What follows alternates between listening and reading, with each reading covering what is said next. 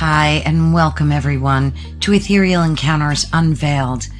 Today we are broadcasting live on the United Public Radio Network and the UFO Paranormal Radio Network, 105.3 on the Gulf Coast and 107.7 FM in beautiful New Orleans.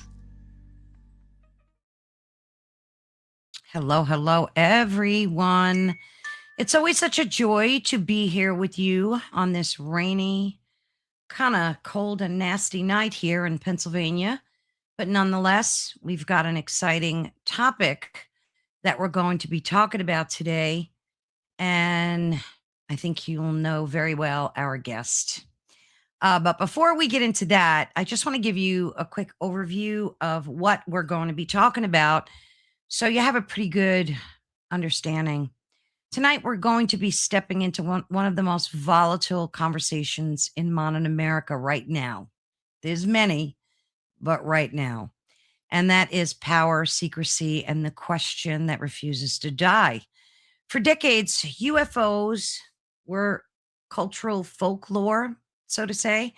They came to the Pentagon videos. We saw them there in congressional hearings, military pilot testimony, whistleblowers allegedly hiding them in programs. And now we have a renewed political promise of transparency.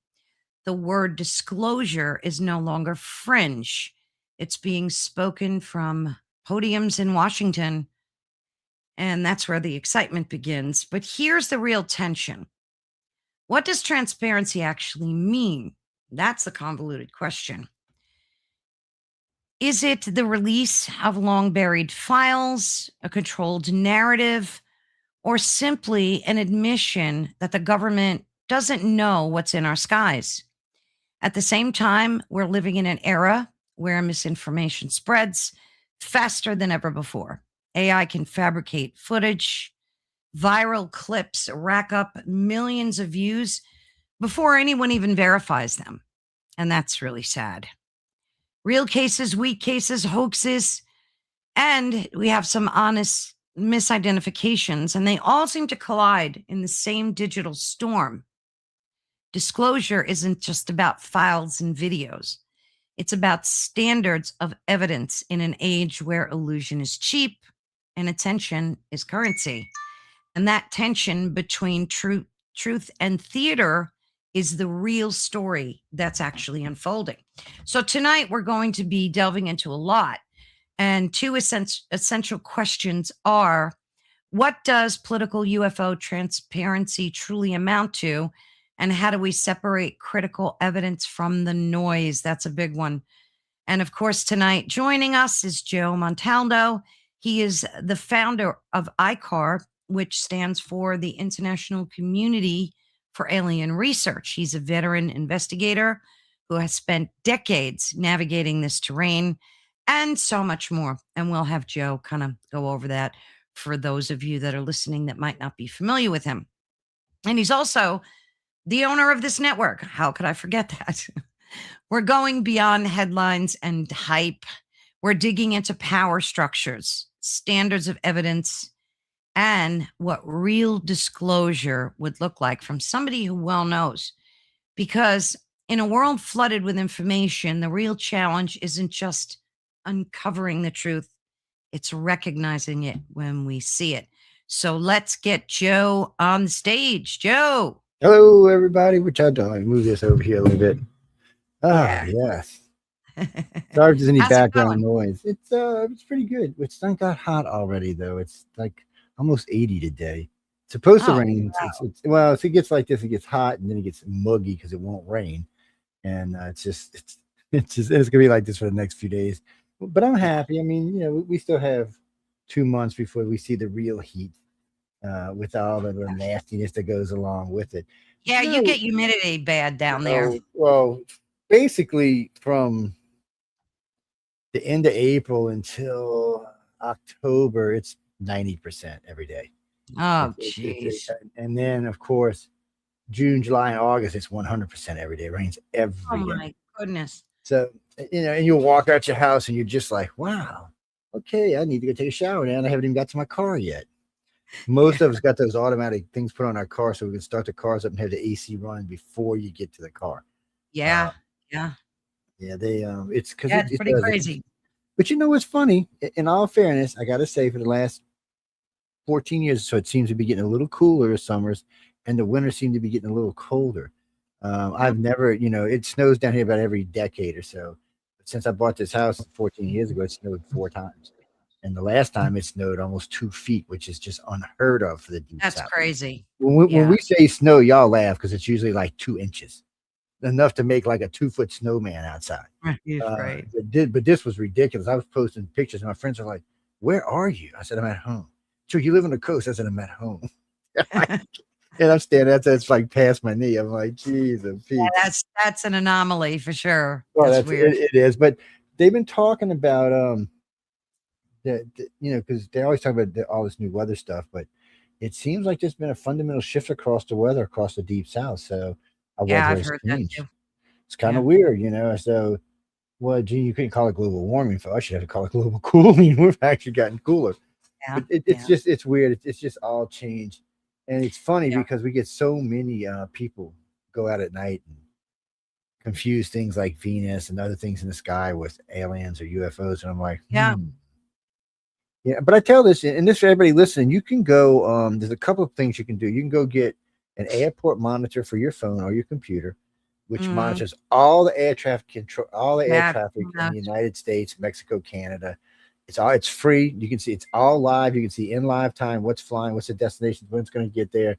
You can also see private things. You can see also classified things. It just has a classified list and won't tell you what it's doing, but it will tell you it's a classified flight. It also Mhm. tells you restricted airspaces, stuff like that. So if you Yeah. see something odd, you can go look and see if it's on this picture. And if you see it there, well, then you know, well, it's probably an aircraft.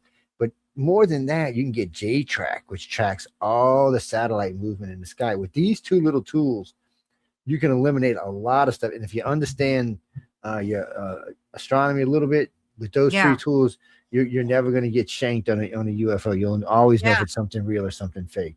And That's a something good we beat it into our investigators' heads because even though we're not big UFO chasers, our organization's more about abductions. Still, we do unfortunately deal with a lot of UFO cases. So Oh, yeah.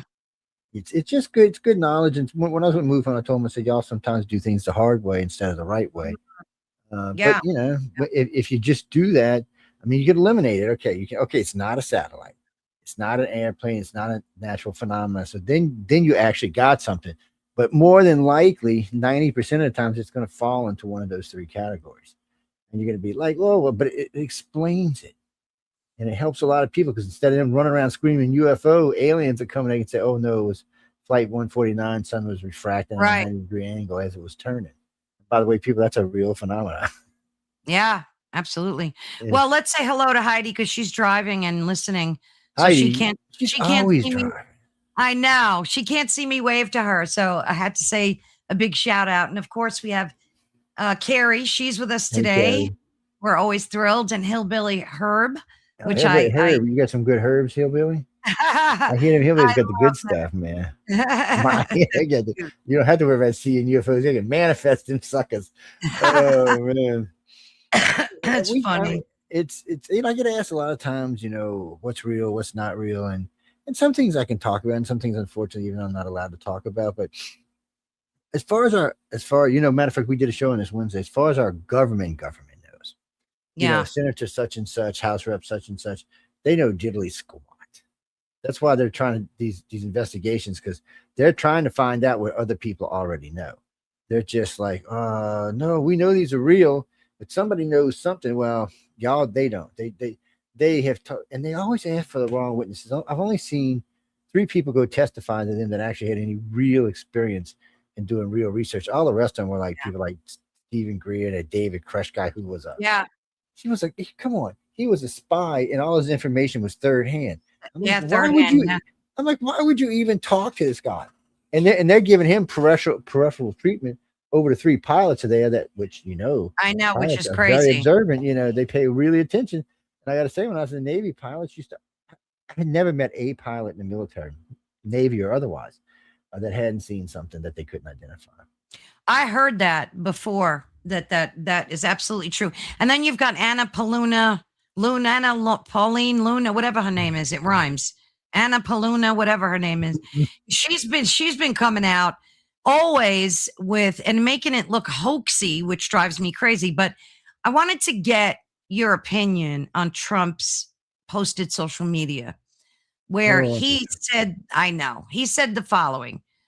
There's tremendous interest shown by the public, and that he's going to direct the Pentagon and other federal agencies to begin the process of identifying and releasing government files related to alien and extraterrestrial life, unidentified aerial phenomenon, UAPs, and UFOs. And all of this information, he said it's important matters. So what do you think that means that a president actually came out now and said that he was going to be doing that? Hi, Benno. Well, remember, he did this in his first term and they told him no. And Bill Clinton tried this and they told him no. Bill Clinton actually asked to go to Area 51 and their response was your security clearance isn't high enough. And he said, I'm the most powerful man in the world. It's ultimate. He said, no, you're only there for 8 years. We're here for 30. You don't get to come in. And they were serious. Crazy. They would not let him in. He talked about this. He was public about this.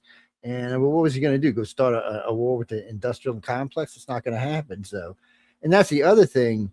So, the outside government, or our government, the government that runs us, doesn't know much. The men in black or the Milab government, they know more. Mainly because they're just deeper into it. The industrial complex knows a lot. But the funny thing about the industrial complex is they know a lot about the technologies and some of the other stuff that goes with them. They don't really know much about the aliens themselves. Yeah. Because they're not really into that. So it's just the researchers and the Milab people. They're the ones who probably know the most about what's going on with who. Because the government just wouldn't even accept it. And even when they knew they had something good, they still wouldn't accept it. I mean, if you go all the way back to Betty and Barney Hill, you look at the Hill case, you find out that Barney had 3 colonels as friends. 3. Yeah, which is full suspicious colonels. Well, yeah. And one lived in his house with him. We know that when he was younger that he had seen psychiatrists growing up. And it seems like some psychiatrists probably turned him into the government. They probably started watching him from day one. That's why he was compromised early, right? Yeah. So what they did was they said, okay, they befriended him. They helped him through his life. He made friends with these colonels. One was living with him, helping him with his bills. He got to go meet the president with his wife. And remember, this was an interracial couple in the early 60s. It was now at the White House having dinner. Right. And it would have been one thing if they were somebody, but they weren't. They were nobody. Yeah. He was a postman. The only claim to fame he had as well, he was abducted by aliens. And bringing him to the White House for that would just seem kind of stupid. So the whole thing just smelled funny from day one. And then when you listen to Simon's tapes, you realize there's 3 sets of memories in there. Sometimes there's even 4. So we know there was other things going on. But I would say probably in his early, his just pre-teens and teens, they started tracking him regularly. They knew where he was. They were watching. So they knew when he was being taken. And that way, they probably started a little later in life picking him up after he was being taken. Just this last time, I guess his wife was with him, and I don't know, must have caused a little fluke or something.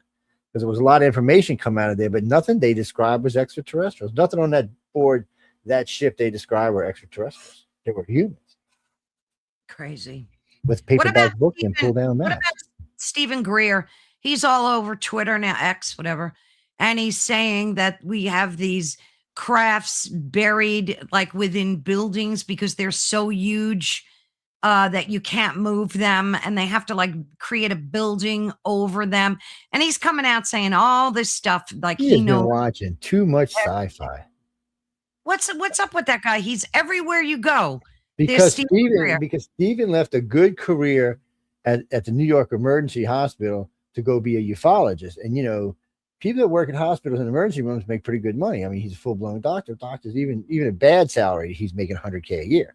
So, I mean, he left that and had to still pay for all of his toys and fun and everything else. So Greer charges, I think it's a minimum of $5,000 a lecture. Yeah, That's I just heard a that. fee. 5 grand just to do a And then, podcast. so if you Yeah. want to go out, he does this. He got in trouble for this. The government actually ran him off on one occasion. He takes a group of 12 out to this place. I think it's in Virginia. And they go out on this secluded private beach, and they have a spiritual interlude with extraterrestrials, not a real contact. And look, I'm not hating on people with spiritual. That's not what I'm saying. People, I'm just saying these people are being taken. Yeah. Steven knows about as much as about aliens as my freaking chihuahuas do. They probably know more than he does. It's yeah. I've had the pleasure or unpleasure of talking to the man a dozen times over the years. We've been lecturing at the same places or speaking at the same places, and I'm hard to get around because I usually have a pretty decent crowd around me. So, and it's a couple times he's like, "Well, I don't know who you are." I said, "Well, I don't know who you are either." He just looked at me like, "What?" I'm like, "Dude, just leave." I got on him. A friend of mine, I'm not going to mention. Well, I'll say Stephen Bissett. He calls me one day. Said, "I want you to get Stephen Greer on your show." I said, "Sure." So he gave me the number. Gave him a call. Actually, somebody else gave him a call, and he said, "Yeah, it's 5 grand." And they called me Yeah, and that's told me. crazy. And I called him back and said, "Well, Steve, I like you. I mean, I like you, and I'll do this, but we don't pay anybody to come." I said, "We've had far bigger names than you on, and we just don't pay people. I'm sorry." And I said, "Most of our hosts, are regulars in coast to coast and places like that." I said, "So it's only helping you, not hurting you." But it has to that you're a privilege. You do what you want to do. And then about 6 months later, Stephen invited me to it was the 9th or 10th X conference in DC, or it was 2009 and 2010. I'd been the year before, and we were speaking, and that's when I found out about him taking him out to the beaches. Mm. And so 5 6 years passes. All right, he's got smart. He doesn't do it anymore. And then I ran into a lady at a conference, and she was telling me how she got ripped off for $666 to go have a spiritual interlude with extraterrestrials on a beach. Oh my I think God. she said they were in Maryland somewhere. So it takes out 12 people. I mean, that's 700 grand. I mean, that's not chump change. Yeah. So how many times he does it, I don't know. I mean, I know he's doing it at least once or twice a year. Well, he's going to get a bad, if he doesn't have one already, reputation for doing that. No? No, because the New Agers don't care. They just don't. The ufologists care, but the New Agers don't care. They just are like whatever. Well, you know why too? Because they have that Skywatcher program where they're using psionics to like have these telepathic connections with orbs and stuff, and everybody's going crazy over that right now. So I guess it's easy to sell. Well, because it is. But when you Yeah, come right down to any of this, we're a neon pimple on a universe's butt. No yeah, technologies we have, any technologies we have, including telepathic abilities on this planet, is not going to reach any race of any consequence. Mainly because their abilities are far greater than ours, and we're quite easy to block out. When you yeah, hear contactees talk about these, you know, so a lot of times we try to trick different aliens. But anyway, we'll give 50 people a question, and we'll ask them just to repeat the question in their head over and over and over and over. Because you never know where you're going to be taken. You might be having dinner, you might be, right. going to bed, you might be up just sitting on the couch, you might be going somewhere. Regardless, when it happens. So that way, as soon as you see your abductor, the first thing you do is that question comes out of your head, and you're not saying it; it's telepathically sent to them. Well, the Greys think it's cute, unless it's a certain question, and they get pissed. But mostly they think it's cute. They're kind of like, "Oh, well, look at my little human. If they got a little telepath," and a lot of times they will give up the information. Not always. It really depends on Yeah, the question, and sometimes there's consequences for doing it. We ran an experiment where we took 6 really good psychics and brought them to a place where we knew the Greys came to abducted people on a regular basis, and to see if they could stop an abduction. And they could stop one Grey cold in its tracks. The other two, though, was a whole different story. And they paid wow. dearly for that. No, they paid dearly for that. They were having horrible nightmares for almost a year after Oh that. They my just goodness. they just couldn't get it out of their head. Well, it was like, no, no, no, we impressed with you, but no, no, you're not doing that. And the reptilians actually some of the humans will actually use force. They will actually smack the living hell out of one. They're like, no, no, yes, your abilities are getting better, but we're letting you into our head. We're not blocking you. That's the only reason you're getting in there. And the contactees know that because sometimes they'll get in the head and they can't. They're just blocked out because our psi abilities are just not to that point yet. It's like people tell me all the time about these telekinesis experiments. Yeah. You want me to tell you how I know telekinesis is total bullshit on our planet? Yeah, go ahead. Donald Trump is still alive. Vladimir Putin is still alive. Xi Jinping is still alive. Yeah. Carney is still alive, and them Canadians would kill him off tomorrow if they could. The problem is it's not, we're as a species, we're not ready for it yet. So if we had somebody who could perform telekinesis, they would have them locked in some room somewhere. And, Putin would be having his afternoon tea and somebody would squeeze that little artery until it was off and he would die. He would have an aneurysm and he would die. And it would look like a complete, natural thing. But we know that there are government programs where they got a bunch of these psychic people and put them in a room. We know that they existed, but I guess they never developed into much of anything, like you said. No, so this is what gets weird. But there was Ed Dames and his remote viewers, and they had them around for a while. For probably 40 years, they were using the remote viewers, and remote viewers were pretty good. They could find like missile launchers and stuff like that, and different locations. But the problem is they couldn't see the codes to turn it off. They couldn't tell you the address. So somewhere around, I think it was 1999, the Air Force and Navy decided to do away with their remote viewing programs and recruit telepaths. Simple, pure, straight telepaths. And they even put it out in the paper. So the mission itself is top secret, but the organization is not. So they started recruiting telepaths. And they're looking for people with probably, if you go 1 to 10, they're looking for people for like a 7 and up. Yeah. They're looking for people whose abilities are very strong, mainly so they can block stuff more than they can learn stuff. Because the problem with our planet ever having telepathic abilities is it would start World War III, 4, and 5. Yeah, absolutely. Absolutely. What do you think about this comment? This makes a lot of sense. Hillbilly said, you got to figure the leaders must have some good spiritual shields. There must be a lot of black magic being thrown at them. Maybe that's true. Maybe there are people that can do this and these people are protected by some force. They could be, but in this day and age, it's probably more technology than it is magic. Magic and technology kind of work used to work hand in hand. As we've started developing things that are actually more powerful than the old magics that are technological, it gets a little bit different, like AI. AI is going to change the world in ways people just don't quite understand right now. It already is, yeah. Yes, and so when you think about people in the past and what they were doing, AI is our new magic. That's what it is. Yeah. For most humans, they have no clue what this is. God too, because people are turning to ChatGPT and Grok, and and they're not praying. They're looking for answers to AI. It's crazy. Yeah, well, AI is my new bitch, just so y'all know that. But I grew up in the computer world and electronics, so I understand this a little bit better. But I have advanced degrees in avionics and electronics. It's and I used to do a lot of programming, but it's what it is. It's going to save us a lot of time, a lot of help. It's going to put a lot of people out of work. But eventually it'll get us into a point, as long as we don't give it control over like nuclear arsenals and nuclear weapons. Exactly. And stuff like that. Learn from the video games, learn from the sci-fi movies. Don't give it control like that. It's bad enough we're going to give it control over the cars and the traffic and everything else. I'll tell you one thing, named Umus, whatever they call him. So an Uber ride from the Phoenix airport to where I was staying was like $40. I think a taxi ride was like 60. The self-driving taxi cab was 20. Wow. And I fell asleep while I was driving.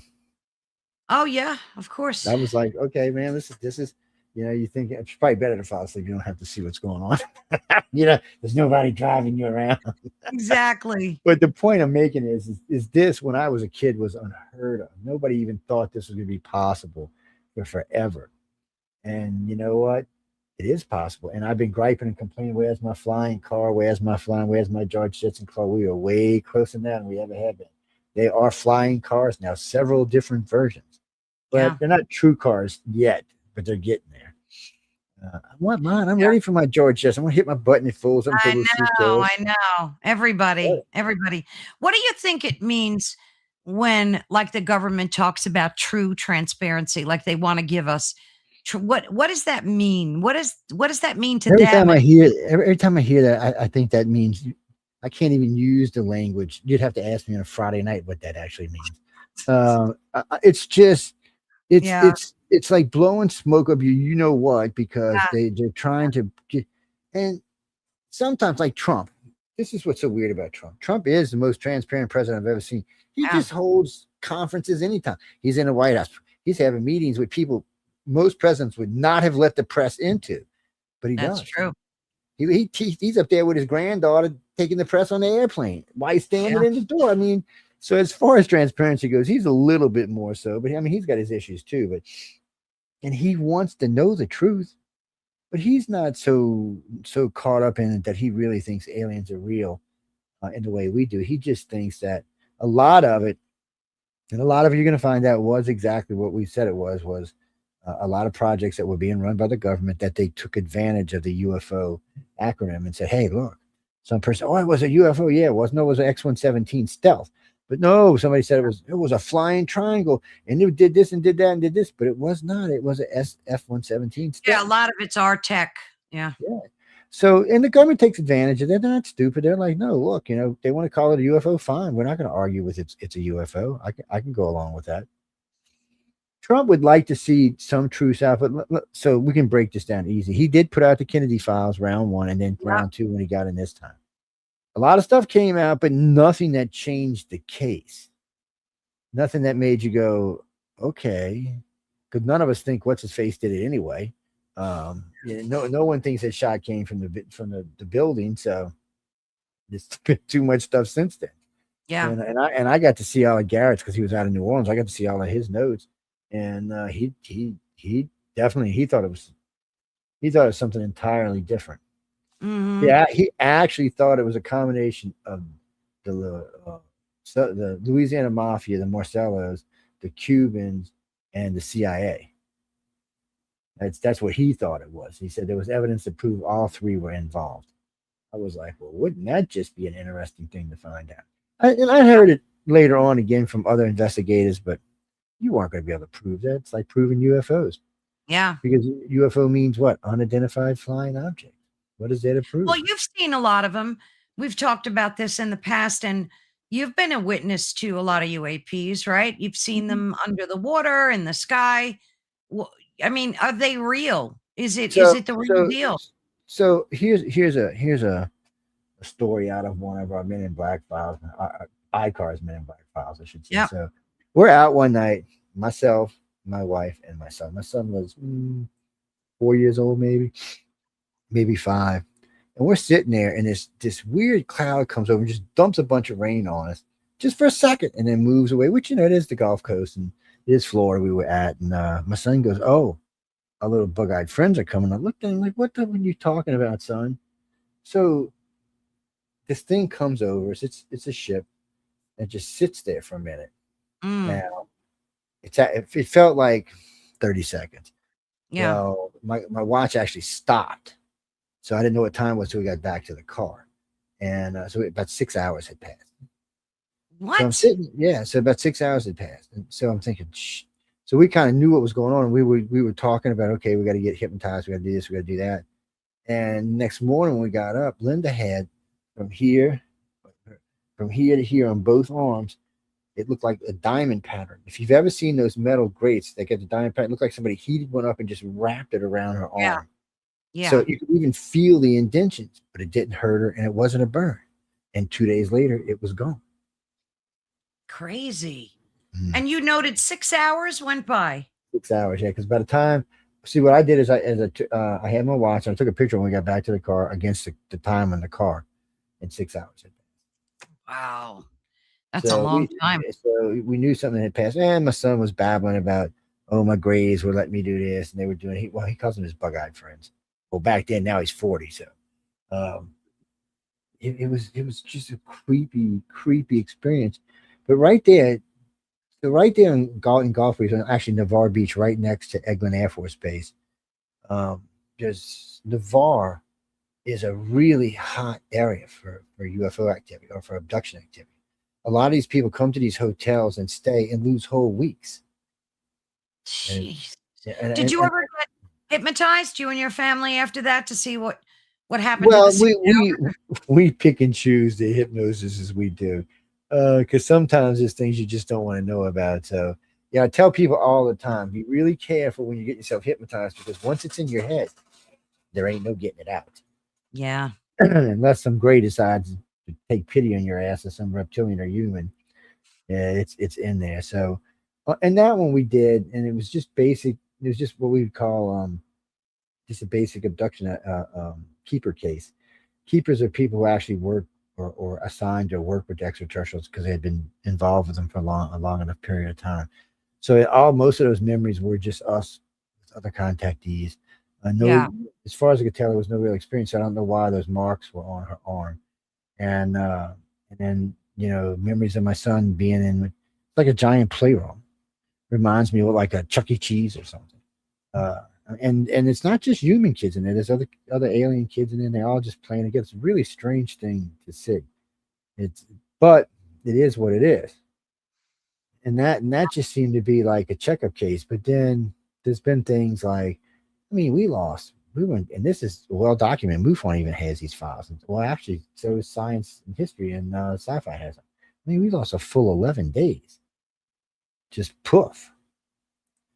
I mean, we were on a place called Opal Beach, Florida, which doesn't exist anymore because two hurricanes completely flattened it. It's nothing but a sandbar now. And that was it was so weird. We were out there, and my son was out playing, trying to scoop crabs out the water. Linda was out walking the water, but a dolphin hit her and scared the crap out of her because the Mm. dolphins were brought up in the shore, try to steal your crabs from you, little suckers. And and all I remember is there was like a big, brilliant white light opened in the water. I heard Linda screaming, and I turned to see where my son was because I was going to go grab him. I didn't even see him. The next thing I knew, there was like 6 people on me, and I went into fight or flight mode. I was throwing people all over the place. I mean, after all, I was well trained in the military, and and then finally somebody, it felt like somebody, I don't know if it was electric or a needle, something hit me like right here, and I just body went limp. Oh my I remember my God. knees dropped to the sand. And then I Yeah. don't remember anything until I'm standing there with Linda. I still don't know where my son is. And some guy comes by, some military guy comes by and says, they're fine. They're off in wherever. And then the gray was there doing whatever they were doing. And there was a group of people stuffed in this other room, like standing like they were walking in a line, but they weren't actually moving or weren't actually going anywhere. And we had seen two of them that same night when it happened to us, standing on the end of a pier. They had these really weird green lights bobbing in the water. And when they got close to the pier, these two dudes started running. I remember it clearly. I guess they got them too because they were in the place with us.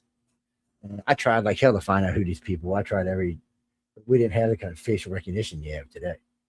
I bet you I could find them today, but it was tough. But and then I still remember uh, the reptilian human came walking through, and they seen the gray there, and they went around the gray because they don't like being around grays for some reason. I guess because of their psychic abilities. And Yeah. they went in and opened up these doors and set up this 8-seat stirrup system. I guess they were going to be doing exams on women. And then the redheaded doctor came in. Now I had heard about this redheaded doctor 100 times at least from contactees, at least. Never seen him, never had any idea of what they were actually talking about. This guy was like Baron's height, 6'7", 6'8", 6'9". He was Wow. tall, with this gingerish, orangish, reddish hair, and he was in scrubs, and he always had a mask on the entire time. He never took the mask off.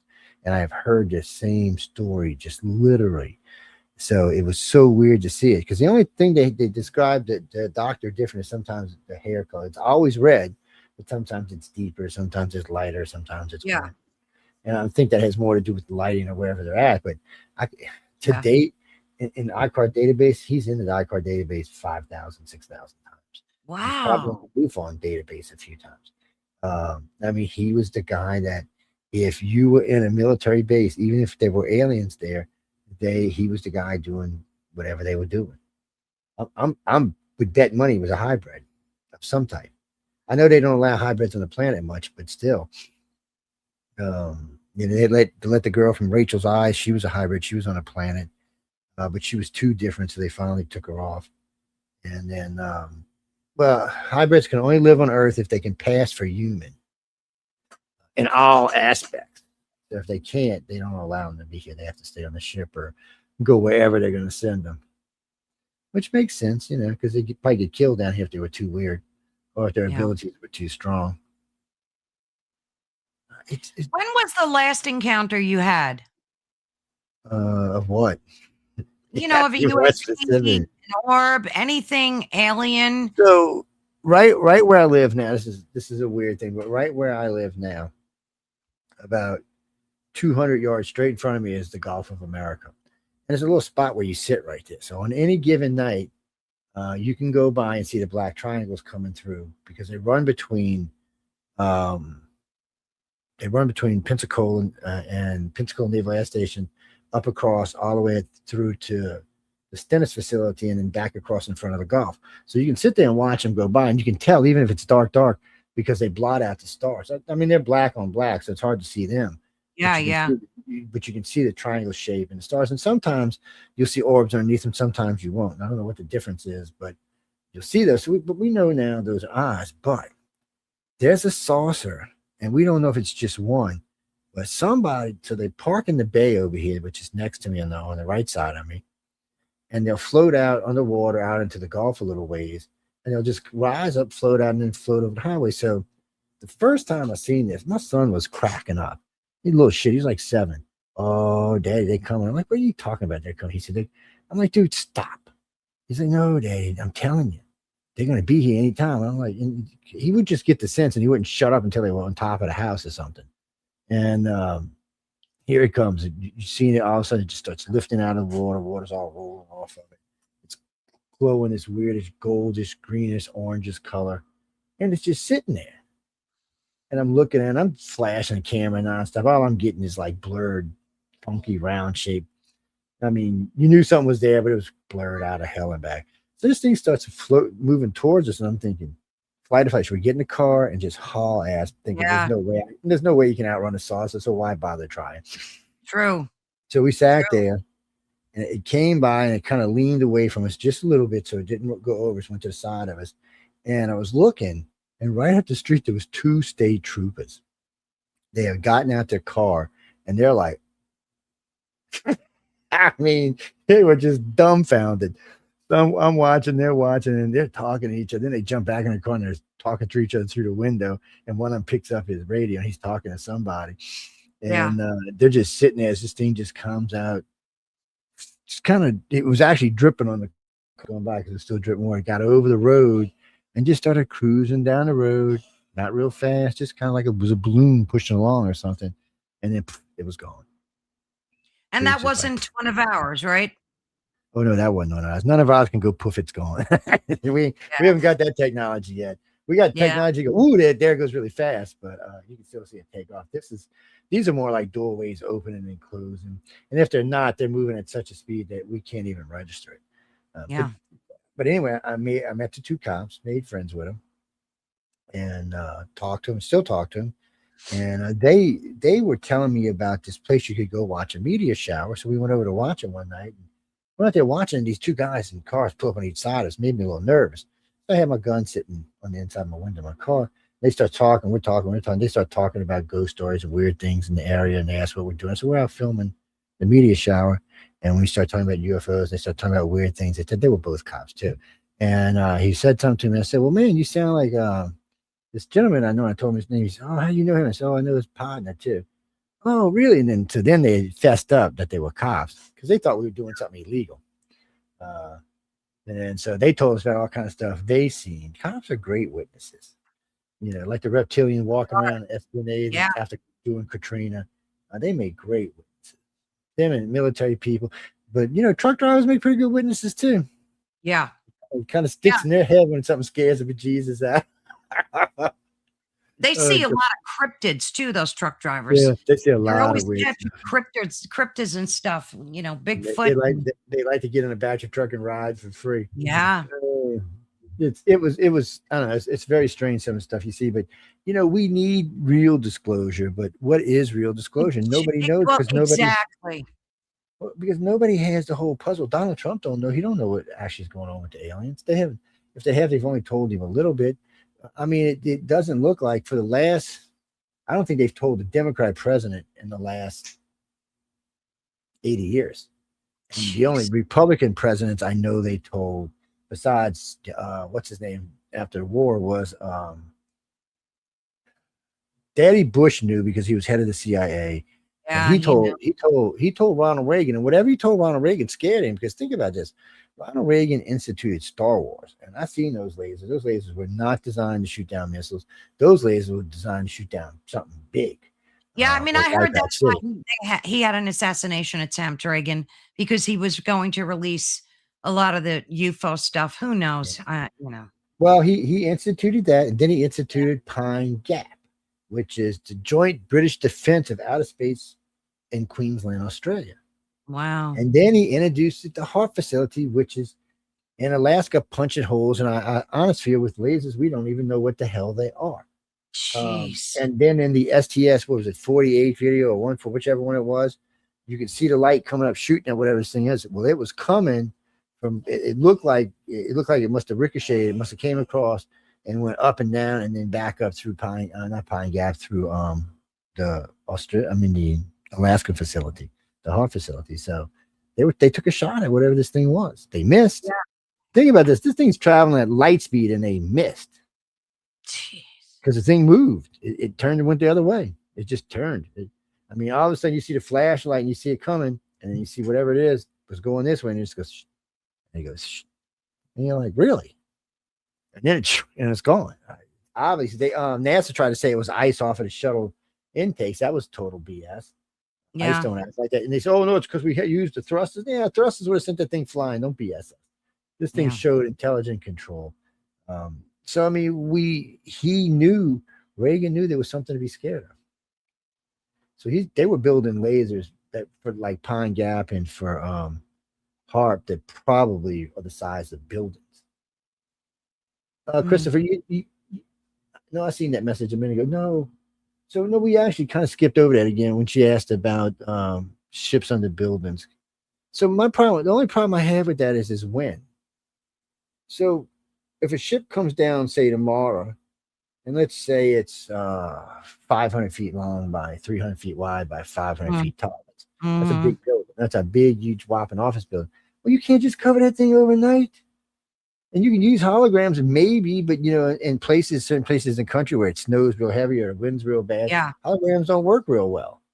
So no, I don't think that tech is where it needs to be to pull something off like that. Yeah, so I'm just thinking, I don't know. Maybe if we were another 500 years in the future where we had something, like Acme's Insta building or something.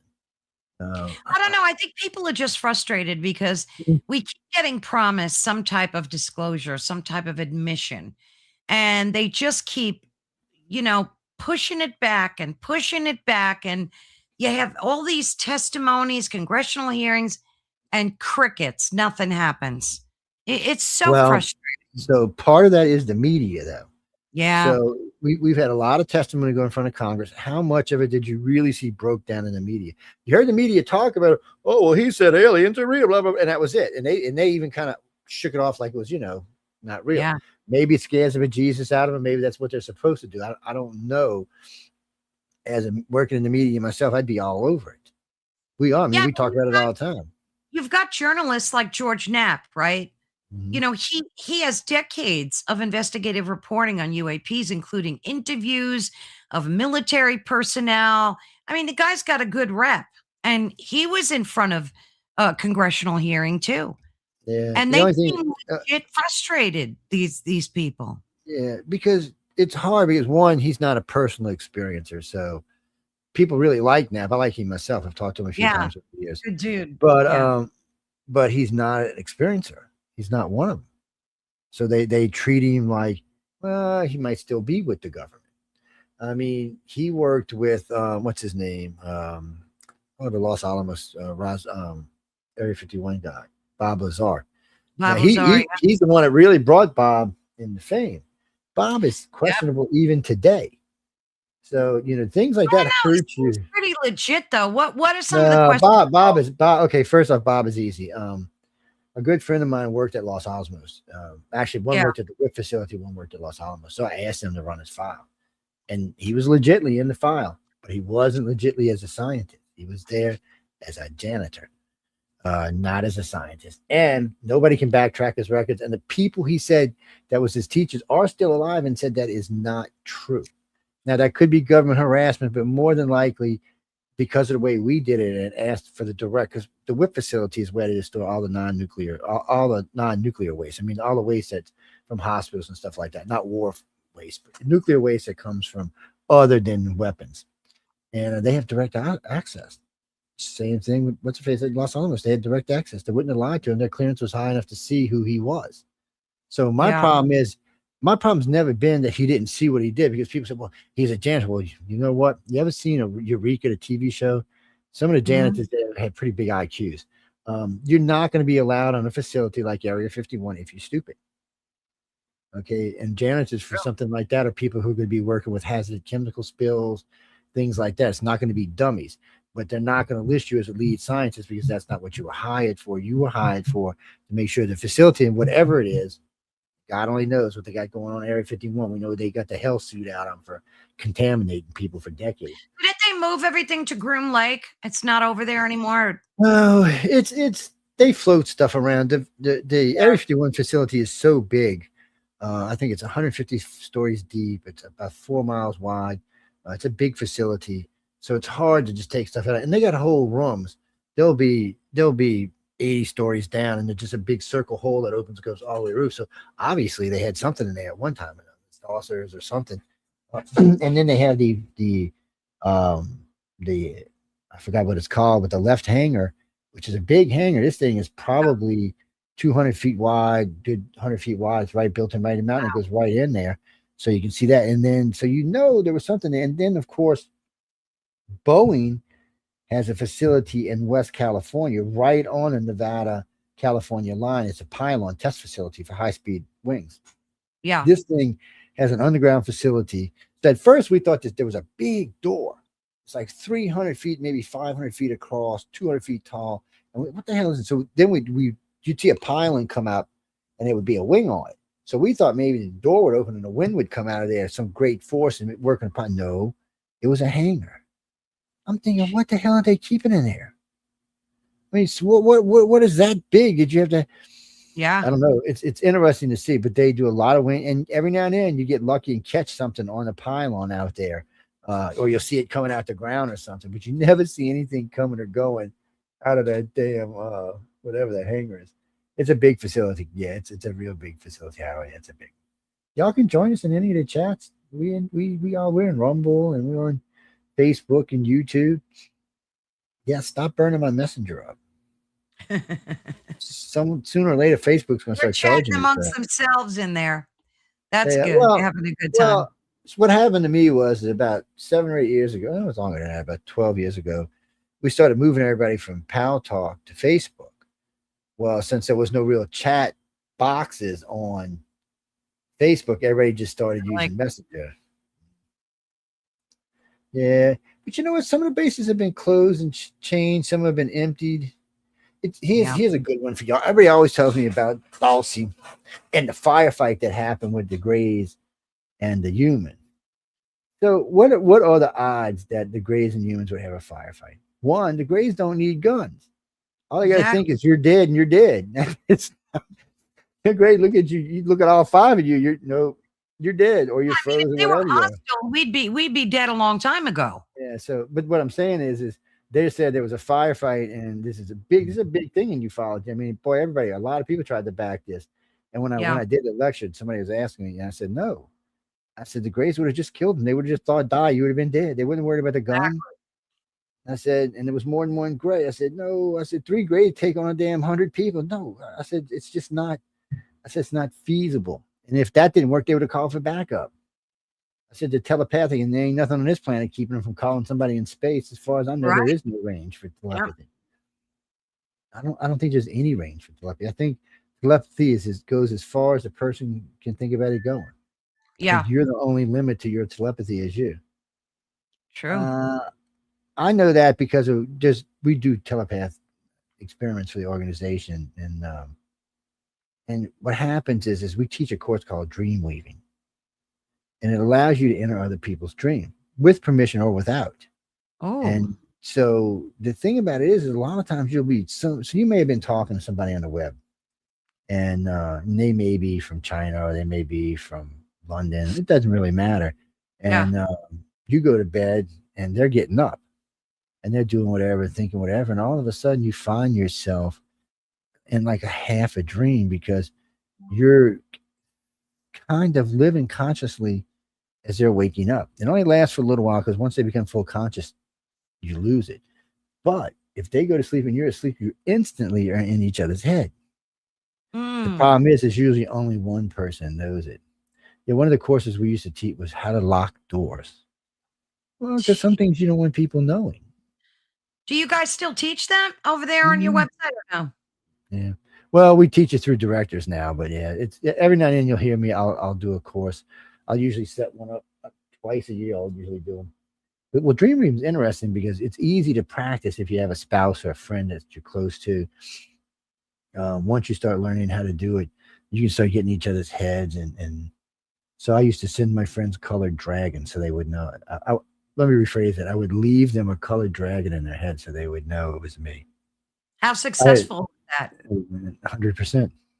Wow. I never, and I discovered it simply by accident. God, like almost 40 years ago. Man, I'd get up in the morning, I'd be talking to Linda, and she'd be, like, "What the do you? How do you know what I was dreaming about?" I'm like, "What are you talking about?" And she'd go on and on and on, and I'm like, "What? What?" It was like I was sleeping in her head. It was really weird, Is it and hard to learn how to do that? it's not. It takes a little bit of time, and some people when they're conscious will have blocks, but when they're sleeping they don't. So Mm. that's the other thing. When somebody's sleeping, so it's just a matter of focusing. And Yeah.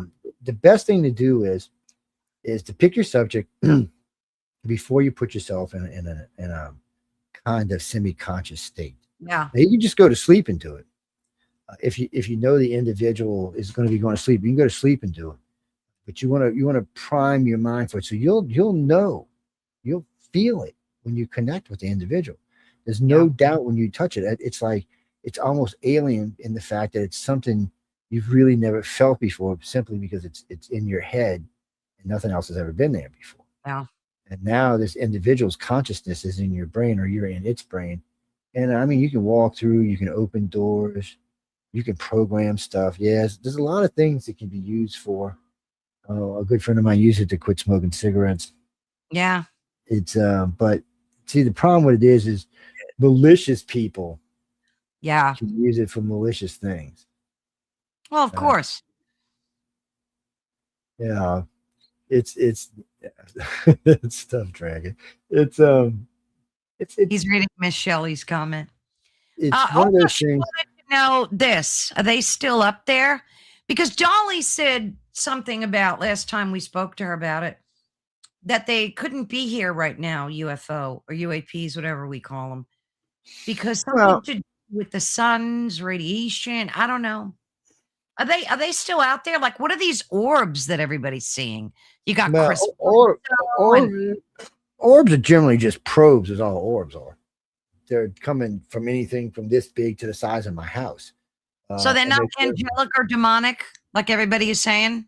now it can be. For most of the time when you see a probe, it's going to be something alien related. Yeah. But there's a friend of mine. I haven't seen him in a long time. He used to be. His name was Gregory Avery. He was a retired attorney. He used to go by the name of the Orb Master, Oh. and he had the ability. He set up these hanging witches for Halloween in front of his house and the back of the house, and each Hmm. one had an orb on it. When he took the picture, there was an orb on each one. Yeah. And he would have his wife take a picture and hold his hand out, and the orb would come land in his hand. I mean, and in some of the orbs, you would see faces. So he lived next to a hospital. So one night he went out and just was taking pictures of the hospital parking garage, and you seen these. I can only call them golden teardrops that were floating up towards heaven. Hell if I know what they were, but I don't think they were alien related. I could not tell you anything that they were. Yeah. Now his girlfriend was very into a lot of new age stuff, a lot of psychic stuff, but even she was kind of like, I'm just what the hell is this? It was random, it was weird, and then one night he caught a random set of orbs leaving the hospital. I think it was 7 of them. Yeah. And he sent them over to me. When I zoomed into them, there were faces in them. Kind of freaked me out. So Yeah. stupid me, because I'm stupid. I called the hospital next day. I said, "How many people? Can I ask you a question?" I said, "I don't know who they were, but could you tell me people last night died?" I had this thing about it was 7, and I said, "And I think it was 3 men and 4 women." And a woman paused, and she said, "And who are you?" I said, "I just had a dream," and I said, "It's in my head, and I said, this weird dream about these orb things floating up. And I said, I just can't get out of my head. And I said, for some reason, I need the call. She said, that's exactly what it was last night. Oh my gosh. I was like, so I'm like, Greg. And so I don't think that was alien. I think that was something else. Yeah. Attack spirit, whatever the hell you want to call it. It just seemed like that was something that maybe was soul leaving the body. Yeah, Whatever could be. it was. I couldn't tell you. But I wish, because he still had these. I imagine he still has the pictures even today. That was before. Matter of fact, he had his office set up before he retired. His 2 offices, he had them soundproofed, and then he had these white noise things put in the inside so nobody could hear us. Because we were there one day, and I look out the window and I see this gray van. It's actually a black van with really dark tinted windows. I kept seeing this white thing by the window. I'm like, what the hell? Stupid me. I gotta go outside. I go walk up. Guy rolls down the window. I said, "What are you doing here, man?" I said, "You trying to listen?" I said, "You know this place is soundproof, right?" Yeah. He said, "That's where I was going." I said, "Yeah." And then he realized what he busted himself before he realized. And then they just hauled ass. They sped off. And we seen him one more time after that. Every time they'd come, I go knock on the window. It's look, you got to call them out sometimes. It's the best thing to do. But getting Absolutely. real disclosure is going to be hard because there's no benefit. And I've said this 100,000 times in many, many lectures. What are you going to give the people? What the people who have the secret, the alien, the contactees, the government people? What are you going to give them to let this secret loose? I mean, they've been Yeah. keeping the secret a long time, so they're going to be in trouble for this secret. And not only that, think of the chaos that it would cause globally too, because there's Yeah, going to be a huge percentage of people where it's going to, go in the face of their religion, and they're going to have a lot of cognitive dissonance, and who knows how much violence too. They might set towns on fire. Who knows? think about it this way: United States, which is one of the most advanced countries on the planet, mentally, physically, everything. It'll be 50-50 at best. I'm thinking it's going to be 60-40, but we're going to say 50-50. Okay, so you're going to have 50% of the country flipping out. Okay, Yeah. that's fine. Now let's shoot down to South America. Oh, no, they're going to be 80, 85, 90% of South Americans are not going to be going. And they know extraterrestrials are weird. Yeah. You ask a South Mexico American, they too. will I tell think you. they're very open about that in They Mexico too. do, but Yeah. they're not, because you got to remember, what the Aztecs, Mayans, and Incans were doing back in the day. So, but people today, even though they know it's real, they don't have anything to do with them, and they would rather not it become an open subject. That's why it's not all over South America and Central America and well, North America is all of us, but no, Christopher Jaime Maussan's in Mexico. Yeah, he's Jaime. I like Jaime. He gets some good stuff and he gets some bogus stuff. When you do this, sometimes you're just going to get bad stuff. I mean, Yeah. oh, he had some alien. One was playing a harmonica. I fell off the couch laughing. It was he got some good stuff though. He's had some good stuff, and nobody was able to film that UFO that spent 24 hours hovering over Mexico City, Yeah. even though What? it was What? there for 20. Hmm? What's There up were with people that? out there. Oh, there were people out there all day filming, taking pictures. What I've noticed is if you're within 4 or 5 miles of any UFO, you're not getting any pictures. It's always blurry. I got one a good picture was sent to me out of some desert down in Mexico somewhere of this UFO skimming across the surface, and you could see the great shape. It actually looked like something out of 4th of July movie or V, and it's just cruising along. And you got a good thing, but it's 15, 20 miles away, so you can't actually see the size underneath it. is a dust storm of some sort. I guess the wind or whatever's pushing between it and the ground has created a massive dust storm. You see all of that, but the closer it got, the worse the picture got. So most UFOs are within a couple miles of somebody or within a mile when you take a shot. And that's why I have lost so many. I've lost digital watches. Even get within 5 miles and that's it. They just blink, blink, blink. They're done. Just fried. You can't get worse. Yeah. Magnetic watches. A lot of reports of that. Yeah. We videotape. I had 2 really expensive watches. They started doing this the wrong way, running counterclockwise. I was like, and they never would fix. They never would go back the other way. It was like, ain't this? And they became scrap. Well, actually, I still have one of them. I kept it as a souvenir, but well, hey, Heidi, I didn't see you. You were hiding, Heidi. We know. You was hiding, probably behind some snowpack out there or something. Yeah, she's usually driving and listening at the same time. Busy girl. We send all the bad UFOs to Colorado and Seattle. Them people in Seattle deserve them bad UFOs. Yeah. Yeah. Do you think that they only appear to people that have like a spiritual connection to them? Because there's a lot of frustrated people that go out every night. Someone in the chat mentioned it before that they go out to this beach. It might have been Mish. I'm not sure. And they're so frustrated and that happens to so many people. You go out there, you try to have a connection and you get crickets. Yeah, because they don't care about your spirituality. Right. So first off, the Belgium sightings way back in the 90s. So NATO described, because this is a big UFO, NATO decided one night they're going to scramble some F-16s to go chase this monster UFO that was the size of a city. So they send these out there. They sent 6 F-16s. Wow. So they get there. One pilot can see this thing. He's asking for if it was okay to fire. The other 5 pilots did not see the UFO. What On the ground, 2 million people lived in that city. About 10% of them saw the UFO. Mexico City, 22 million people sat there. That thing sat over the city for 24 hours. Less than 5% of the population seen about 1 million people. What accounts for that? Because they're contactees. You haven't been taken or touched by them, you can't see them. See, ET can make itself shown anytime they want to. They don't. The only people you ever really find out that's ever seen him is contactees. And one guy bet me one night, oh, no, I've never been taken. I said, well, can I hypnotize you? Oh, no. I said, come on, dude. I said, let me do a voice dress and hypnotize him. He's like, oh, I said, well, dude, you're saying you talking big shit here, and you said telling me you're seeing real aliens and you haven't been taken. So I put him in hypnosis and it wasn't. He woke up out of hypnosis screaming, crying, kicking, cussing. He was so mad at me. I said, dude, I warned you this could happen. People are not ready. So that's why I don't just go randomly hypnotize people.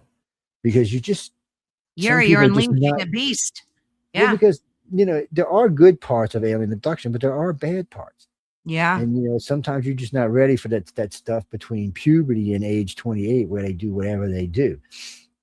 After that, it calms down. And if you're still part of the program, which a lot of people aren't, a lot of people after about 40, they don't even bother with anymore. They come get your kids and stuff, but they may not bother with you because you're not what. Do you think it's fortunate or unfortunate to be a contactee? Oh, I think really, if, and this is a big thing, if you can't put it into your life, then it's unfortunate. But for the contactees I've worked with and showed them how to incorporate this as a useful part of their life, how to use their empathic abilities, how to use their psychic abilities, how to understand when they meet people, when they walk into a job, that they have an advantage over these people. And contactees don't tend to be dumb either. A lot of times, though, they won't have the confidence that they should, but they're not dumb. So, because it's almost like people, like I said, they get upset because they aren't being contacted. It's like the ones that aren't being contacted want it, and the ones that have been don't want it. Well, it's kind of weird. Like England is still like we call a control group. So England, a lot of the contactees in England still experience pretty harsh abductions. It's like a control group at study. Now, for all contactees, you're going to have a spot in there where it's going to be bad. From, like I said, from puberty, from 14 to about 28 when they do all kind of experiments. And it's also if they think you're suitable for breeding, that's also the age they're going to do it up to about 40, and then they quit. unless you're a keeper that are working directly with them. And then, of course, they may let you breed longer into up to 50. But the point is, you have to be willing to be part of it. Most contactees are not going to be that. Most contactees won't even know. I should call them contactees. Most abductees will never know they've been taken. 95% of That. everybody Yeah, who's taken will never know. I heard that. It's mainly because they won't. It's not that there hasn't been signs; they just won't confront them. And as long as you're willing to bury them, you can go on with your life. And I tell people this all the time: be sure you want to know the truth, because once you find it out, you're stuck with it. Yeah, And some of absolutely. you, yeah, some of you can deal with it, and some of you cannot. But Uh, how much experimenting do they need to do on humans? If they've been doing this, Joe, for I thousands of ask that years, question all the time.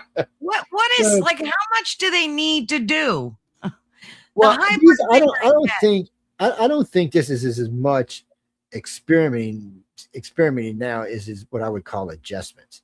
So they're not actually allowed to change our DNA, but they're allowed to adjust our attitudes so that we may breed with somebody to change our DNA. And we are now allowed to, like the aliens, the people like to call them the black-eyed children, well, the black-eyed people. So Yeah. so some people think they're demons. I can't speak for demons. I can speak for there is a black-eyed race. They're around the same. They look like we do a lot. They're a lot like us technologically. They're around the same evolution as us. So, and they're on the ship. So when you're on board one of the big ships, like the Greys or Tons of Humans, whatever you're doing there, because whatever groups got there, you meet lots of other aliens that are around the same, where you are mentally, physically, well, not so much physically, but mentally and, technologically. And they allow them to interact with each other. Some can be a little higher, some can be a little lower, because a lot of that memory you can't take with you anyway. When you leave, it's going to go. Well, to make it clearer, so on board any of the alien ships, they have I guess it's like a form of neural circuitry. So as soon as you walk in, you have a file. It's memory. It's Yeah. lessons, things you've learned, things you want to do. It's all kind of stuff. I mean, you may learn how to fly a ship. You may have learned to do all kind of stuff. And it's in that Yeah. file. So as soon as you log back in, boom, it's all back into your head. And you can use it all. Well, because you never know where you're going to go. You never know if you're going to be one of the ones they take later on. One of the things that always creeped me out about extraterrestrials were they were caught nosing around mortuaries, graveyards, and hospitals. What the hell? That's what I said. What the hell? And for the life of me, I couldn't. I was like, "What is this morbid? Are they taking the bodies? What?" Because there is the cleanup crew. Like if somebody gets killed, we'll come get them and take them wherever they do the cleanup at. Yeah. Yeah. But that's different. That's just part of whatever they're doing. This was weird. And then so I started asking questions and sending out questions, and we were like, "What the hell?" And then I remember a contactee calls me crying in the middle of the night. She had lost her daughter 3 days earlier in a car wreck, and she was taken that day by the extraterrestrials. Well, she's seen her daughter on board the ship who was being sent to a new Oh, world. jeez. So we knew for a long time about the host bodies, the husk bodies. There's whole ships full of bodies. Um, they're in tubes, and people have talked about these many, many times. You don't hear about as much now as you used to, and I think that's because they're not showing them as much. But you could walk in, and you like see yourself, your daughter, your husband, whatever. Not they didn't look quite like you. I mean, they looked like you. They may have been taller, thinner, Yeah. wider. That. Whatever planet environment you were going to, that host body was adjusted for it. It also allowed your brain to be 2 or 3 times what the capabilities were.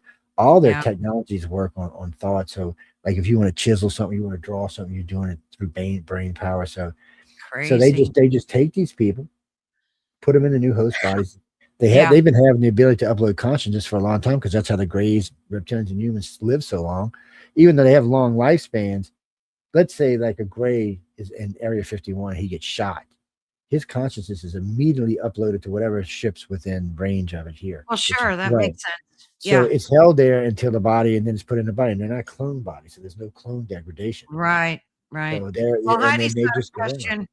She wants to know if there's any Yeah. correlation between sudden static electricity in an isolated area and ETs.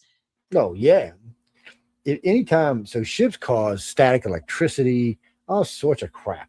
And sometimes if they're coming down, other than so if the craft isn't landing, and say the craft's just sitting above your house, 100 feet or so. And they're using those beams to come down on. This creates an enormous amount of static. You'll be just walking through your house. You'll see these little blue ripples and coming. Sometimes it'll shimmy down the wall and stuff. We see that in Um, TV, in movies too. yeah, well, because sometimes the movies they get it right, like in Taken, in the TV series Taken. Like who did it? No, he's famous as all hell, dude. Brain right out of my head, but was it Steven Spielberg? It was one of them. And but anyway, not what Spielberg. Anyway, it's one of the famous guys. So they do Taken, like the Greys running up the walls and stuff. The Greys like to walk on the ceilings and on the side of the walls. That would scare the crap out of me. Gravity does. It's like a roach. It's weird, but gravity doesn't phase them the way it does us. Their body's designed differently. There's no bones. It's all cartilage. They're a whole different creature than we are, and their brain power, even the reptilians and humans combined, are scared of. Their ships grow. They don't build them. They grow them. They grow their buildings. They grow everything. Their ships produce their food. They're just so advanced. It's kind of scary. But yet they're creepy like that. They'll just go walking up the wall, or sometimes you'll come into a ship and you'll be walking in a hallway and a Gray will be walking like this. You'll be walking like this, and he'll be walking like this. Maybe it's their preferred way. Maybe there used to be an upside down Grays or something. I have no idea. Yeah. It's weird. But they're also been, Grays are very protective of their contactees. So are the reptilians and humans. Humans not as much as the Grays, but they're all pretty protective. They've killed people, Milabs, before for taking their people, especially if it's somebody that might actually know something. They will, on many occasions, you'll hear about them just coming in, removing the contactee, and just basically disintegrating the rest of everything else. Whoever's there, whatever's there. God. Yeah, just you're done. And they portray that in the series. Let me ask you a question. I interviewed someone, and they spent their life proving that this is a real Gray. Now, J-Rod? Yeah, J-Rod's funny. It absolutely convinced that this is a Gray being interrogated. That one's the short clip, but let me see. But you can pretty much make it out. I have a whole movie of it. Is this thing real or not? He doesn't look like a Gray, even though they are brown Grays. So Grays come in white, brown, and blue. None of them are Gray, by the way. And that's how we know when somebody tells us they saw a Gray that they're full of shit. Excuse my language. The color? Yeah. Yeah, because they're not, they may be translucent looking. That's about as gray as they're going to get. But they do have brown and white and like cobalt blue, whatever you want to call them. But it's not the color, and it's not even the eyes. The eyes are a little bit on the wrong because they're not eyes. Those are patches on his eyes right there. The black things, they're patches. They're not actually eyes. Even though the eye behind it that you see, it's kind of shaped like eyes, but about twice the size of our eye. It's kind of weird. But that's a patch that fits over them for a couple of reasons. One, they're really not tolerant to the light on our planet, which suggests they come from a planet with less light than we do. Right. Also, because they're cartilage, a planet with less gravity than we do. They could be Martians as far as we know. But it's not any of that makes it. It's the way he moves his head.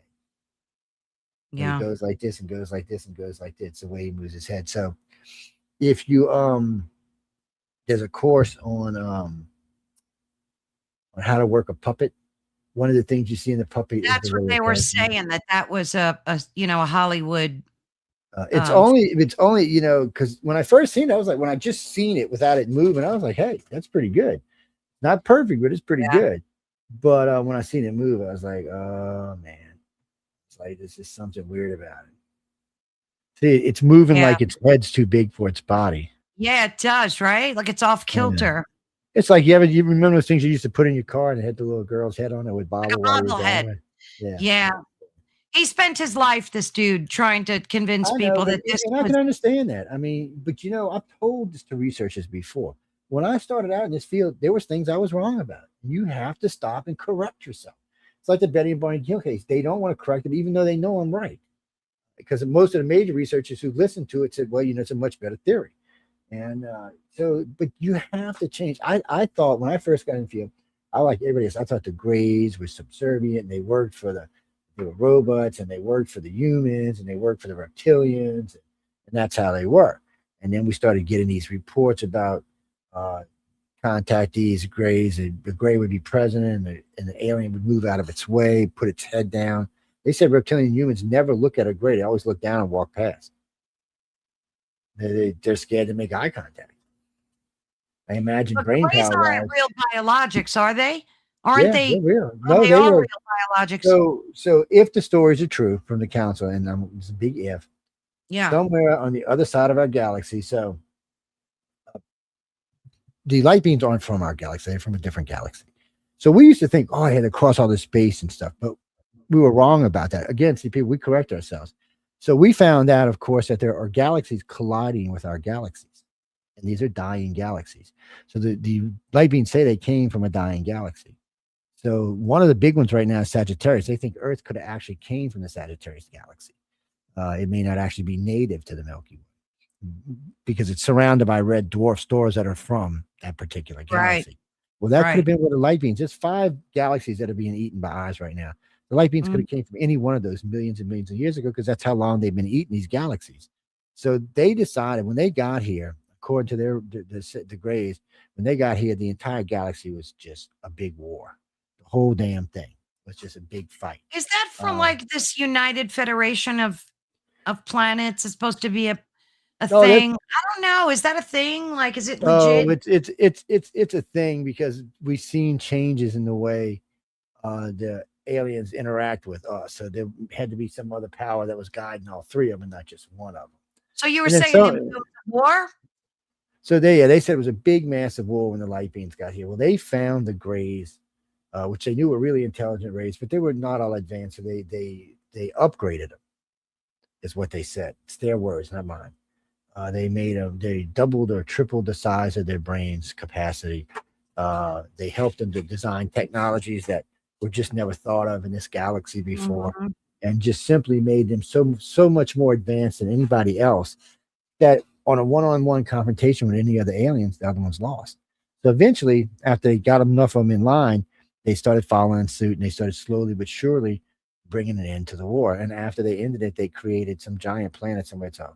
It's a water planet the size of Jupiter somewhere, with a floating city about the size of Earth on it. All the different races have a building there or a section of it where Yeah. they come to go. And many contactees are talking about standing in the gallery room where they have the meetings. So there's a table on the bottom, and there's just a bunch of, I guess, the top 15, 21 delegates sit right there. And then if you've ever seen the movie Star Wars, the new ones, in the gallery, it sweeps up like this, and they got these chairs in there, and there Yeah. are 8 or 9, 10 people, and they come out. I'm pretty sure that's where Right. Star Wars got the idea from, is from this. Probably. And so so they talk about that, and then on the top, it's got these look like drip bubbles coming in as in different types of I guess different types of species that live in fluids or water or stuff like that. So that's where they meet, and the thing is huge. I mean, the whole city is bigger than Earth, so you can just imagine how big everything is to scale.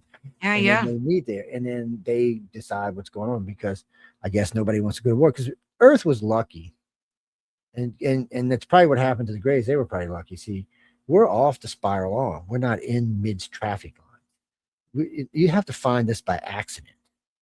So, we're not in the spiral arm. We're like next to the spiral arm. We're out in the boondocks where we are. And I Well, mean, we're don't they good say ways in we're the in the boondocks. Goldilocks zone, though? We're supposed to be in No, this gold. the Goldilocks zone is the distance between the sun and where Right.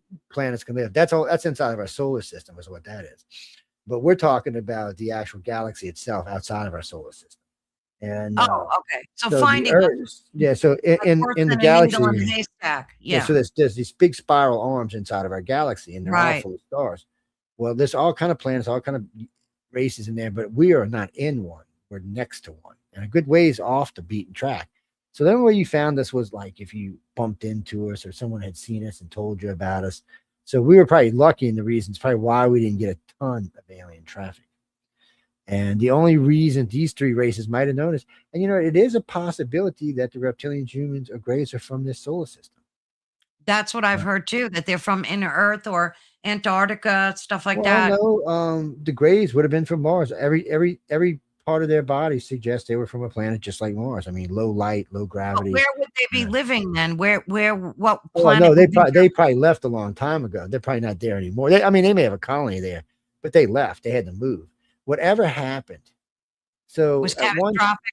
well, so Venus, Earth, and Mars, and the planet between the fifth planet, which would have been where the asteroid belt is today. There was a planet between Mhm. Jupiter and Mars. So in the beginning, scientists said, "Oh no, it was just a leftover remnants of the solar system forming." But then they Mhm. found out later on, we started finding compressed metals and metals that can only really be forged inside of the pressure of a planet. Wow. So then they like diamonds and stuff. So then they realized that this was a planet at one time about 5 times the size of Earth. Jeez. So the reptilians or the humans could have been from there because it would have been a high gravity planet. It would have been somebody, would have had a thick frame, thick body. So, and one of them were probably from there, which probably was the humans, and the reptilians may have been from Venus, because at one time Venus was identical to Earth. Mars was identical to Earth. Different gravity levels, but still, the upper atmosphere of Venus right now is identical. But Yeah, I heard there's a good chance of them finding life on Venus. Like yeah, whether because it's microbial or not, I yeah. don't know. Well, they think there's something flying around in the atmosphere over there. Yeah. Some type Yeah, I of heard that. balloon thing. Yeah, something that's hit a Russian probe one time. They think that it was some type of like balloon animal, but Yeah, the yeah, upper yeah. atmosphere of Venus is identical to Earth. It's crazy, I know. So And you then got you've a got the question humans. from Benno. Mhm. Yeah. He said, Joe, I've seen a translucent gray. Wow, Benno. Yeah, Like looking through a soap bubble. It had a large cranium and very slanty eyes. You'll have to tell us more about that, Benno. yeah. And the reason he was translucent because he hasn't fed. Um, so Oh, so grays are funny. They don't only eat the blue plasma. The blue plasma is something they use for like regeneration or just extra energy. So when a gray absorbs the blue plasma, he looks like cobalt blue, like electric blue. I mean, he yeah. is like blue. It's hard to even describe in any blue color on this planet. But as his feed drains out, the color drains out of him. But the grays also do eat other types of food, but they do Like use like what? an osmosis. They absorb their food through their skin. They don't eat it Do through they their mouth absorb or anything. our energy? They Like they like can. our loosh? Yeah, maybe. No, they don't because so the Greys think of us like pets, like their little lovely pets. We just, the reptilians think of us as family, stupid Yeah. family, but family. The humans think of us like dumbass cousins that they have to put up with, just because they Oh, created that's us. It means funny. they got to stay stuck with us. Yeah, But that's pretty funny. well, with the humans are very mixed bag. So when you hear people talk about human abductions, they're either like, wow, and it was great, and we love you, and everything is peace, love, and light, and overflowing, and just fabulous, or it's the most horrible experience ever. They were mean, cruel, and vicious. There doesn't seem to be a middle ground with them. With the Greys and the reptilians, there seems to be that middle ground. The reptilians actually like us. They I've think heard we're a that lot like them before. because they think we're like them. Well, people forget before Christ the reptilians were the most revered thing on this planet. It wasn't until I mean, they're after, carved into every ancient yes, sculpture and and statue not and just carved, they were petroglyph. revered. So they Yeah. weren't feared; they were revered. So, but after Jesus was born, the Mayans, Aztecs, and Incans crumbled. He's just So, describing when he saw this gray. Oh my goodness. He said it came at me at 11 a.m. on a Saturday morning and he just looked at me from behind the door frame. Wow. just Have because you he heard just a dropped lot? your ass off. Have you heard a lot of that happening? We have a few more minutes. Um, have you heard a lot of that happening where grays just appear in people's homes? I mean, that's what you But they're not that's like, disappearing. So let's yeah, let's help you rookies out here. If you see a gray in your home, one of two things is going on. You're either being put back, or guess what? You're being taken. There is no other explanation for that's those. pretty funny. So there's no playing with those two. If he's in your house, oh my god. And if you see him like glance over like maybe there's a buddy around, you're in deep dog doo doo. So best thing you can do is just go along peacefully. Yeah. Talk to them. People don't realize there's a big thing you can take advantage of here. All the aliens are telepaths. So talk to them, but don't use your mouth because they get really upset when you talk through your mouth Oh because they my know God. Well, because they know we have the ability to use our brains. So they Yeah, want to see us develop this. We can't even be considered a sentient species until we are telepathic. that Right is now, true. we're like on the edge of sentient. I know we think we're sentient. Yeah, oh yeah, we know everything, but No, they we're don't. They're thinking, oh no, humans, you're not quite there yet. Plus, we're not a united planet, so they can't let us in the deep space yet. Every race we talked about so far is united. yeah. And so they're not really letting, come on, look what's going on Earth right now. Do you want to let this mess into deep space? Where we're dropping God, 3,000-pound no. bombs on extraterrestrials. God, no. I I, was just thinking this I might not mean, work out I well. think we need to like get blown up and start all over again. It's No, we just don't need all of that, crazy. but there are ways to do this, and we talk Yeah, about this a lot. But there are ways to do this, and then even in stuff going on crazy like now with Venezuela and Iran and all, if yeah, America would stop being stupid and say, "Okay, we're going to do this," but you know what? You're right. going to now be a territory. And if you go around the world and Europe's doing it and we're doing it, Yeah, eventually you can unite the planet without killing everybody. But that right would be now, it's not ideal. looking like it would be Right. ideal. And think of this. This I always say this when I'm doing lectures. So think of this, ladies and gentlemen. Right now, the United States spends almost $1 trillion a year in the military. Worldwide, we're spending like $4 trillion a year. Just think about it. Crazy. If all the scientists, you could take all your chemistry people, all your science people, all your cancer people, and put them working together and give them unlimited funds. How long do you think it would cure anything? And if they got paid bonuses and extra money for curing stuff, Yeah. I well, don't know. Jimmy, I agree. I think there are cures for some cancers. It seemed well, I don't know. I heard that 6 nations were coming out with cures for cancer, including China. Who knows how true that is, but it Well, I seems know like my nephew went to Germany and got cured, so it's stage oh, 4. did it? Yeah, who Yeah, knows? Maybe pretty much. it's true.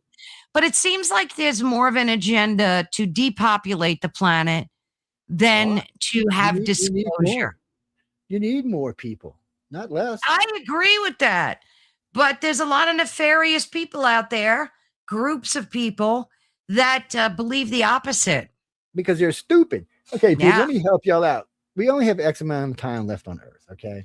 Yeah. Now, yeah, it might be 3 billion years, but still, we only got X amount of time. And that's if everything goes perfect, we got that much time. There are things Right, that could right, not go right. so much perfect. So we need to move. We need to colonize Mars. We need to Absolutely. terraform Venus. We need to start establishing ourselves out in the asteroid belt. We need to go to Proxima and set up a colony. And we need to get into space. We don't need fastening FTL drives right now. Yeah. If you build a ship at 50% light speed, it'll take 8 years to get to Proxima, but you don't have to do it that way. You leave Earth, you go to Mars for a little while, you go out and you're hanging out in the asteroid belt for a little while. You're not in the ship all the time. You're doing stuff. You're fueling. You're changing. You're bringing in Yeah. support, and then all of a sudden, before you know it, you're at Proxima, and you've got a colony started. I mean, Elon's planning on putting 2 million people on Mars in zippity lickety time. I know it's and who knows, maybe they'll develop a technology that's faster than the speed of light. I They mean, will that's what eventually. eventually they will. Yeah, they will. But right now, I said this got Michio Kaku so good. I was doing an interview with him, and we're talking about fast and light travel. I said, "Well, Michio, you know this. Let's say that you're a race that's say 500,000 years old, or let's say no, let's even do better. Let's say you're 5 million-year-old race. The galaxy at that time was 100 light years across. Now we know it's actually bigger. It's 160 light years across. But Right. anyway, I said at 50% light years, I said it would take 500,000 years to explore the entire known galaxy. He said, yeah. I said, you're going to live to be 5 billion years old. How many times can you explore the whole galaxy? He's like, Right. I never really thought of it like that. I said, but it's better than that because as you're exploring, you're establishing colonies and bases and Yeah. camps. So you're all over the place. So you no longer have to jump back, 150 years to go somewhere. You're already where places. New people are being born there. I said, and your race is spreading out. And eventually somebody will come up with fast and light or wormhole technology. Oh And bam, yeah. bam, bam, bam, bam. We'll be picking up people because we'll be flying by them. Oh, wait, we got to That's stop and get that true. shit. It'll be really like Star Trek, absolutely. Well, Well, so Joe, what are you working on right now other than your website? I mean, do you still actively work with abductee cases or is yes, that I yeah, will. Yeah, I will until they put me in my grave. It's I get these days. I usually take on special cases, harder cases, cases where there's things going on, not so much in a normal realm. I mean, I meet abductees all the time, and when I do, if it's a case, if it's a normal everyday case, I'll give it to one of the directors or one of my friends or something. Say, hey, somebody I know that's going to do the right job. But if it's there's some cases out there that I'm particularly interested in because one, they have more knowledge than they should, even though they're a keeper, they still have more knowledge than they should, and they've been involved in things that you have to wonder about. There's been some, how can I say this, some cross human, cross alien projects, not so much government projects, but projects nonetheless. So the Greys, well, even the reptilians, then will sometimes send groups of humans off world for whatever reason. Sometimes it's for training. Everybody always talks. They always send them out to be soldiers, but they're not really going out to be soldiers. They're just going out to learn how the universe is, and learn that they're going to be able to do this, this, and that, and it's a whole different place than Earth is. But in all fairness, people, at one time it was like Earth is. The universe wasn't all nice and friendly. It just is today. Right. Or at least that's what we're being told. We might get out there, we might get disintegrated first day. So we're gonna find out. But right now, nobody wants us in deep space. We're just, I mean, Lord, we don't even want ourselves in deep space. We're just not ready. The only thing that bothers me is if you're over 50 and you can go live on Mars, do you know you can add like another 50 or 80 years to your life? That's crazy. Well, one, like The 2 days after gravity. you, 2 days after you're there, you can give up your high blood pressure medicine. Yeah. Your heart Yeah. won't be working near as hard. Right. Your arthritis will quit bothering you because your joints won't be squeezed together anymore. There'll be gaps. Yeah. The pressure So is there won't be any released. pain. Yeah. Yeah, you in walking will be almost effortless because you're 1/6 G gravity. You won't even need stairs to go upstairs. You can just pull yourself up or jump up. Crazy. And it's so it allows your brain. It also allows other things in your brain. They actually said it would be good for Alzheimer's too. So there's a lot of big benefits. Oh, there's other things like if you go outside without a suit between the pressure and no air, you're dead. But In still seconds. Yeah. well, the pressure they're Yeah. going to take care of pretty quick. They've already figured out a way to lower the pressure on Mars. They're going to build these machines that just go around scraping up dirt, burning the dirt, and sending it in the atmosphere. They're going to create their own greenhouse effect, basically. Oh, And, yeah. They're going to and have they, it all figured out. and they're pretty sure there's water under the ice. I mean, there's ice under the dirt on Mars. Underground. Absolutely. I think we've And discovered yeah, already some caches. Yeah. yeah. Well, now they're pretty sure there's liquid water under the ground. Well, they know the ice caps Mhm. melt and come back, so they don't know where that water's going, but it does look like there's something growing up there now. So Mars looks like we're going to Right. find some type of life. I'm more interested in because I still talk about it, but the desensitization program has been alive and well in our government for a long time, and we're getting closer to different phases. Like one of the upcoming phases should be some type of like microbe or maybe a nematode or something like that we'll find on Mars. And Yeah. then the next thing will be some ancient artifact that whatever this artifact is millions of years old. So it's not a threat to us. Whatever this alien race was is gone, dead, and gone. And that will allow a world to finally accept that there is life on other planets and there is advanced life on other planets. It's just not here to Yeah. bug us. And then Right. eventually, then we can start talking to them about, okay, what's really going on. But humans in general, they're like babies. They need their hands held. They need to be walked into this. Please. I'm They, not, they can't even manage their own feelings. It's crazy. They're so worried about their emotions and feelings. How can you evolve when you can't even, you need a safe space to function?